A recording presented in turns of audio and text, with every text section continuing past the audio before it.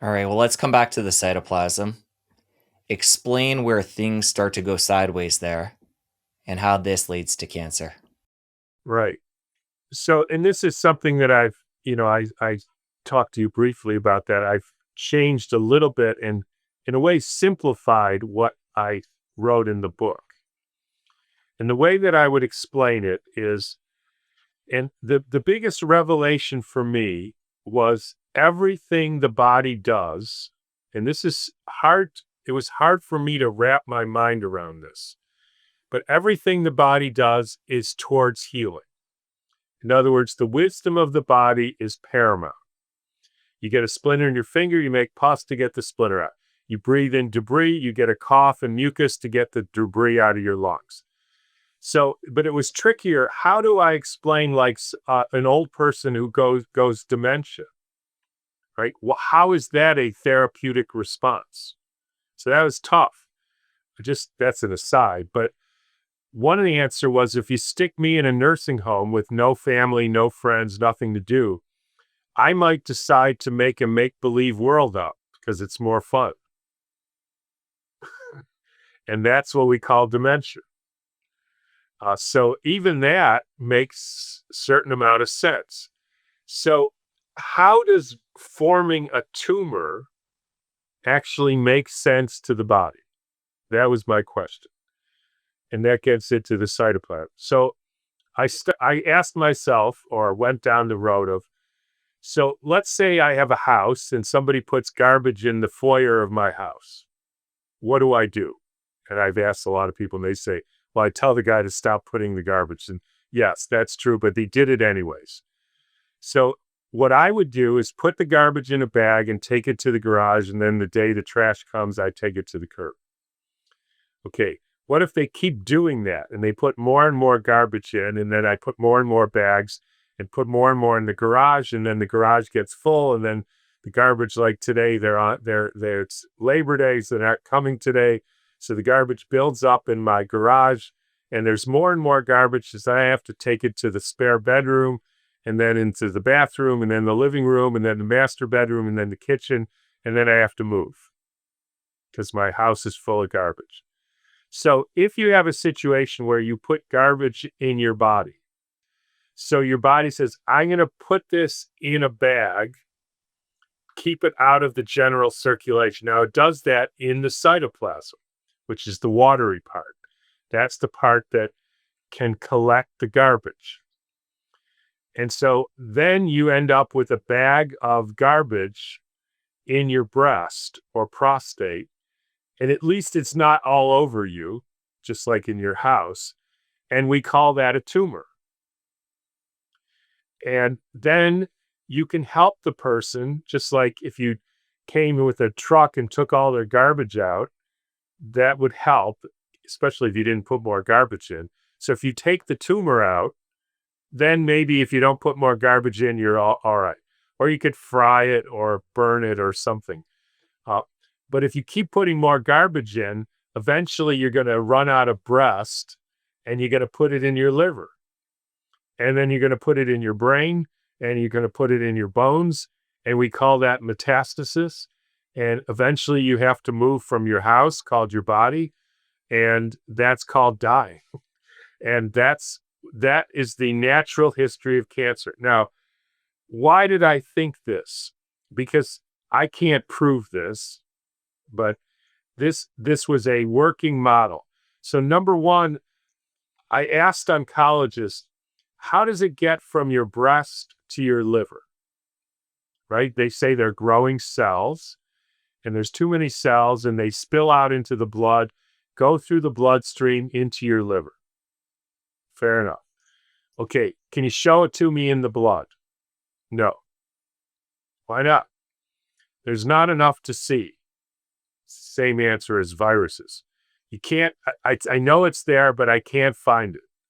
How come you can't find it? There's like a whole lot of it there got into your liver. Nope, can't find it. So how do you know it did that? Well, how else did it get there? Just like the garbage crawled from your garage to your master bedroom through the hallway, except it didn't. It's just that your body had to find a new place to put it. So that was a problem for that conventional oncology metastasis theory. And the second thing, which I think is more relevant, every single natural medicine, whether it's sweat lodges, hyperthermia, Gerson diet, fasting, 714X, mistletoe, deuterium depleted water, everything has to do with getting rid of poisons like coffee enemas, Gonzalez program. Stop putting poisons in, get rid of them, make increased turnover so you can digest these garbage bags and use coffee enemas or fasting or colonics or whatever, some sort of enemas to get rid of more things, heat up the body so it's more active, don't put poisons in, and those are the only things that work. And they've been doing that for hundreds of years, and there's some that have amazing results. Way, way, way better than conventional oncology. And it's all the same theory. You got garbage in your cytoplasm. Stop putting garbage in and get rid of it faster.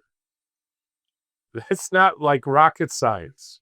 And they have different ways of doing it, and it's got some of it's energetic and some of it's physical, enemas or coffee enemas or colonics or something. But it's all the same theory. Let's come back to metastasis before we move forward here. So, what you're saying is they can't detect in the bloodstream a cancer cell going from the primary site to the new site. How do you see the body starting another tumor then? Just as a separate entity? Yeah, I just want to make sure I understand how you're seeing the development in a different area of the body.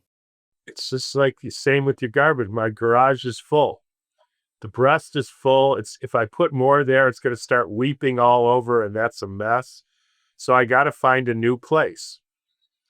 Now, there's also that's the one side, and of course, none of this I can prove because nobody does studies about this to show it.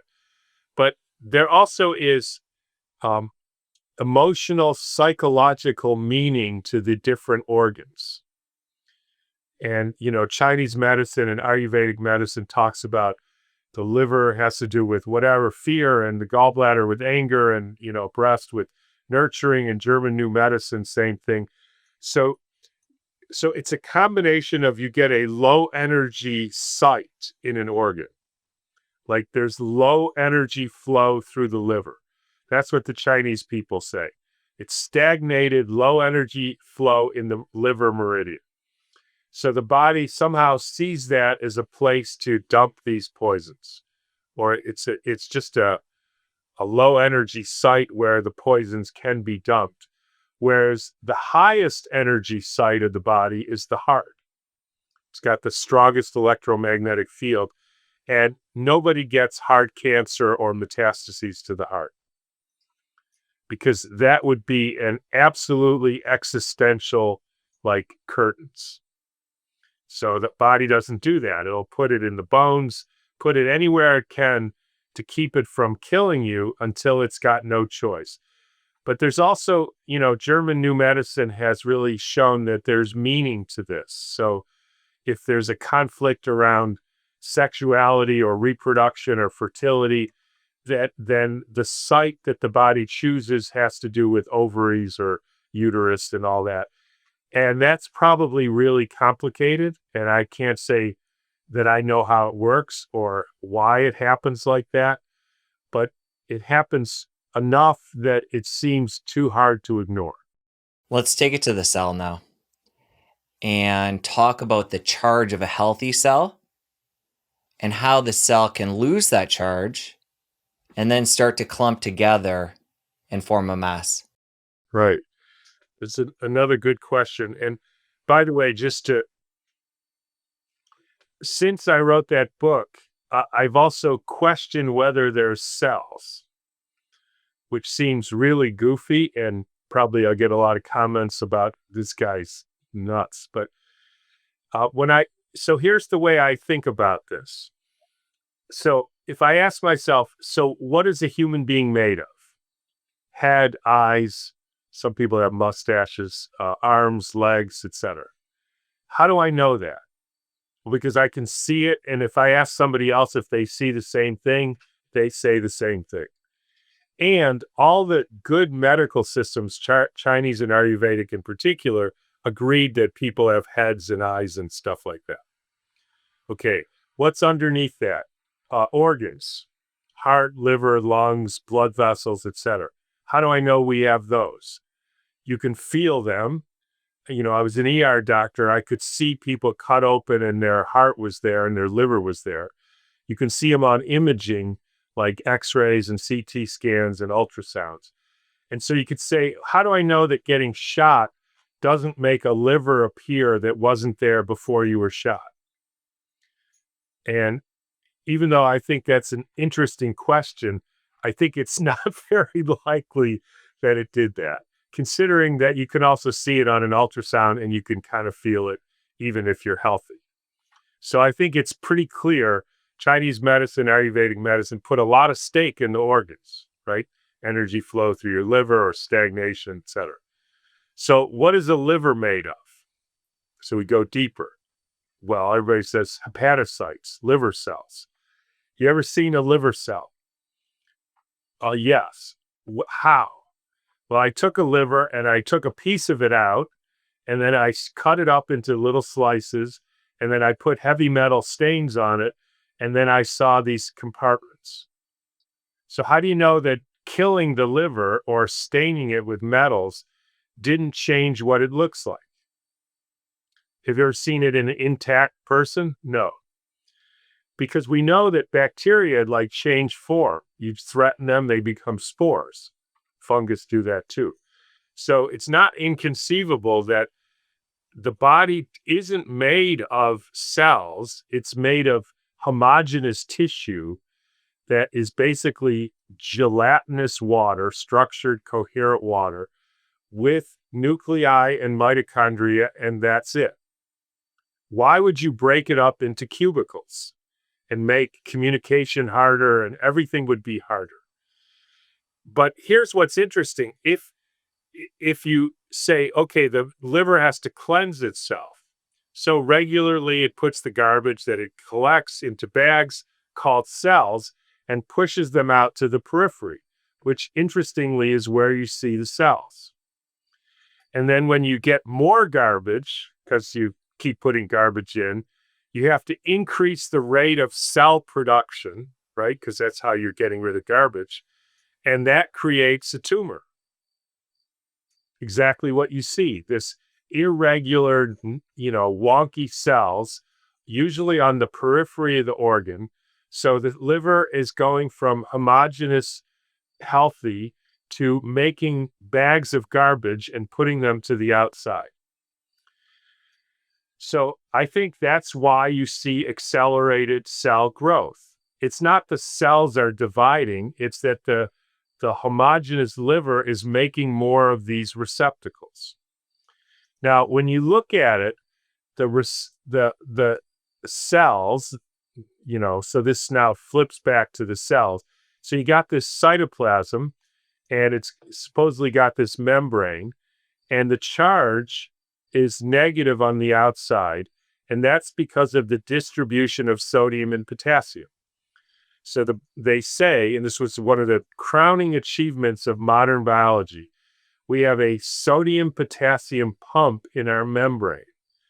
And that's why it pumps the potassium in and the sodium out. And so doing, it creates a negative charge. The negative charge keeps the cells from clumping together. These are the cells that are created, I think. And so they don't form a tumor. Now, what can happen is that you lose this distribution of sodium and potassium, they say because the pump is broken, and then the sodium and potassium equilibrate across the membrane, inside and out. There's no charge, and then the cells don't repel each other. They clump together and form a tumor. And one of the ways that I got interested in this is because one of the most successful therapies for cancer is called the Gerson diet. right? It was coffee enemas every 2 hours and carrot juice and all the rest of it. And he said, "What are you doing?" He said, "I'm changing the sodium potassium balance." So he's giving potassium to get it inside, and it was a no salt, no sodium diet. Even celery you couldn't eat because it had too much sodium, he said. And then he did the enemas, etc., and that's supposedly why it worked. The other thing is Gilbert Ling proved there is no sodium potassium pump. And he did that by measuring the distribution of sodium potassium inside and outside. And then he stripped away the membrane where the pump is, and it was the same. No pump. And Harold Hillman asked, "Somebody show me a picture of the pump." There's no picture of the pump. All they can say is there's a different distribution, so there must be a pump. You've asked to see the pump, they can't show it to you. Now, the final thing, and then I'll be quiet again, is the reason the potassium stays in the cytoplasm is because the water in the cytoplasm forms a network like a gel that's exactly the size to hold on to potassium and get rid of sodium. It's ingenious. So as long as you have clear, structured, healthy water, you will have this distribution of sodium potassium. You'll have a charge and you'll be healthy. If you make wonky, if you deteriorate the structure of the water in the cytoplasm, you can't hold on to the potassium. You lose the distribution, then you don't have a charge. Then you got a tumor. I just want to make sure I understand this new piece that you've come up with since writing the book and bring in what you just shared about the structured water. So without cells, how do you look at that structured water within an organ, say the liver? It's homogeneous. It's like a mosquito netting, but in 3 dimensions. And the holes fit potassium. And when that happens, it creates a charge because there's a different distribution of sodium and potassium in the mesh versus out of the mesh, which is the periphery. And that creates a charged electromagnetic charge in the organ. And that's how we determine, like a heart, you do an EKG and see if the electrical activity of the heart is normal. If it is, you say the heart is normal. The electrical activity comes from the distribution of these ions, and that is a function of the mesh. So healthy mesh equals healthy distribution equals healthy charge. Right. I did understand that, but I'm just trying to bring this from having different cells to the whole organ. Yeah. It sounds like it's the same thing, but you're basically looking at the whole organ now as one big cell. Yeah, right. And so I don't really know how that works. But I know that the charge is everything. That's what they're measuring in Ayurvedic. That's what they're measuring in Chinese. They're measuring the charge. That's how we measure the health of your brain. We do an EEG to measure the electromagnetic activity of your brain. And that's because of the charge comes from the properties of water and the ions, the electrolytes, particularly sodium, potassium, dissolved in it. And so there's a distribution pattern which follows the structure of the water. And it sounds like then when there's disease that the organ breaks off into what we consider basically cells in conventional thinking, pushes those to the periphery, and then starts to section things off. Yes, exactly. Okay, and then... Again, I can't prove that, but that explains what you see. And then I'm just trying to tie this charge thing to what you just shared. So what you wrote in the book is that different cells, when they lose their charge, they become clumped. Yes. So I guess this new layer that you've brought in, when the cells get pushed to the periphery, they lose the charge. They would form clumps at that point? Yes. Because the normal cell, I think this formation of normal cells on the periphery is just the normal turnover. Everything is turning over, your bones, your teeth, your liver, your eyes, everything is turning over. So you take stuff out with little cells and they're charged and they don't clump. But then you make cells that aren't charged and then they clump and you can't get rid of them because they're all sticky, and I'm making this stuff up. But that is a conceptual way of explaining how this would work. And it gets back to, well, you got to maintain the charge. Where does the charge come from? Charge comes from the water. Don't poison your water.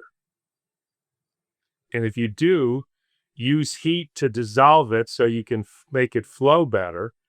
And so, Hippocrates, give me a medicine to produce a fever and I can cure any disease.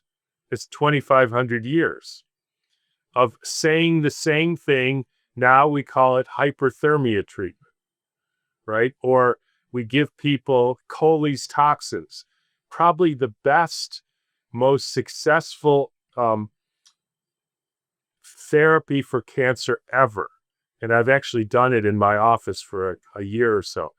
He noticed that when cancer patients got sick with a high fever for weeks, their tumors often went away.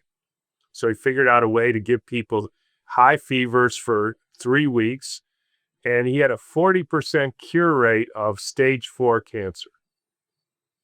Unheard of these days.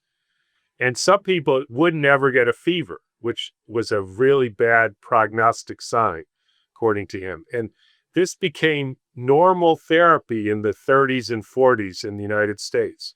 And in fact, he worked at Sloan Kettering, and the guy who became head of cancer immunology, I think, married Coley's granddaughter, and he knew all about this. And he wrote a book saying or an article in Scientific American saying we looked at cancer immunotherapy because we knew that fevers cured cancer. And so now every time you go to Sloan Kettering, if you have cancer and you have a fever, they give you Tylenol to bring the fever down. Or antibiotics to stop it. Because they didn't get the point. They think it's the chemicals that your body makes. And it's not. It's the fever.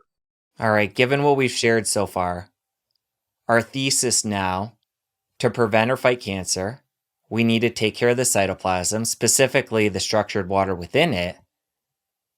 What does that look like from a prevention perspective? And then later we'll get into some other adjuncts if somebody has cancer to fight that. Well, the whole thing comes down to a sort of flow diagram between garbage in and the ability to get garbage out. So then you just have to start naming, which, we did a little bit, what types of garbage are there? And, I've said this a number of times, in my 30-some years of doing, primary medicine, family practice, I asked everybody the same questions. So how are you? Fine or not fine? So what happened to you? Well, I was fine, and then this happened. And I would go through a timeline of what happened to them. And I think anybody who is a fly on my wall for those 35 years would know that what I'm about to say, which may sound funny, is accurate. 60 to 80% of people's troubles, and the more trouble they had, the more likely it was, were from medical interventions. And it got to the point where, I did this thing where when people came, I didn't have them fill out any forms. They had one line: I have Parkinson's disease, right? So they come in, they know I don't know anything about them. They come in, guys has Parkinson's, all the symptoms. I would say, oh, so when did you start statin drugs? How do you know I started statin? Because he knew he didn't write it on his form. Oh, everybody's got Parkinson's. It's not true, actually, but it's close. I try to get a water that comes from springs, that the water emerges on its own and you can test to see if there's DDT in it or pesticides. And then I structure it by either doing a wand or putting it through a magnetic device that makes it into a vortex. And so you're trying to make it as easy as you can to keep yourself internally clean and energized. And then you make sure you're having good bowel movements. And if you're having trouble with that, you work on that. And that often has to do with eating fermented food and cleaning up your diet and movement, right? Movement helps. And you realize that you're a battery, and the charge of the battery comes from being between the sun and the earth. You ground yourself to the earth and expose yourself to the sun, and that structures the water and helps charge up the cytoplasm so it can hang on to the potassium. And if people just did just that, it would dramatically change their incidence of cancer in their lives. If somebody's coming to this conversation ready to make changes like you just described, but they've lived a long life exposing themselves to a lot of these toxins in the environment, is there a certain protocol you'd go through with a patient to expedite the process of clearing that out and getting them back to a baseline? For me, it was all about, I only treated things that needed to be fixed. In other words, if somebody at whatever age, no matter what they had done, says, I'm 80 and I'm perfectly fine, what should I do? I would say, mazel tov, have a good day, keep doing what you're doing, because it's absolutely working for them. Now, on the other hand, if they have congestive heart failure and they're on Lasix and they're on this blood pressure drug and taking this heart medicine, and they've already had one bout of prostate cancer, that's a whole nother story. And so as a doctor, I only wanted to treat things that I could see if they got better. In other words, if somebody says I'm perfectly fine, I have nothing to follow. But if they, have to take a medicine to walk to the mailbox, then I have a lot to follow. Because to me, anybody who's on a prescription drug is sick, because they're suppressing their body's attempt to heal. So, and to answer your question specifically, I don't have a specific, everybody has to do this. I have the earthing and the sun and the best food. That's like Weston Price, Nourishing Traditions, the purest water, movement. And, every day they have to move, they have to sleep well, they have to, try to have as good relations that express their feelings and have purpose and meaning in their life, these sort of things. Those were across the board. And then it depended on what the problem was. If you enjoyed that clip, you're going to want to head over here and catch a full episode. I'll see you over there.